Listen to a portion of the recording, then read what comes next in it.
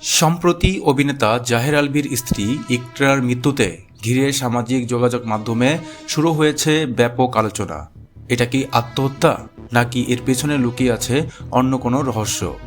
জাহের আলভী তার ফেসবুক পেজে একটা দীর্ঘ স্ট্যাটাস প্রকাশ করেছেন, যেখানে তিনি তাদের দাম্পত্য জীবন, অতীতের কিছু ঘটনা এবং তদন্ত নিয়ে গুরুত্বপূর্ণ কিছু দাবি করেছেন। তিনি জানান, ইকরার মোবাইল ফোন ইতিমধ্যে পুলিশের মাধ্যমে ফরেনসিক পরীক্ষার জন্য পাঠানো হয়েছে। সেখান থেকে মেসেঞ্জার, হোয়াটসঅ্যাপ এবং কল লিস্টের তথ্য বের হলে অনেক সত্য সামনে আসতে পারে। এছাড়াও পোস্টমর্টম রিপোর্ট নিয়েও তিনি গুরুত্বপূর্ণ কথা বলেছেন।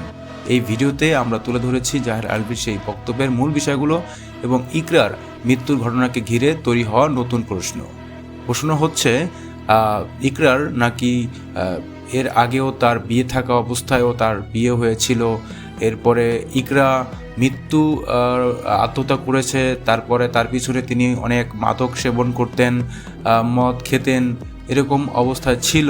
তো সম্প্রতি এই ঘটনাগুলো নিয়ে অভিনেতা জাহের আলভী তিনি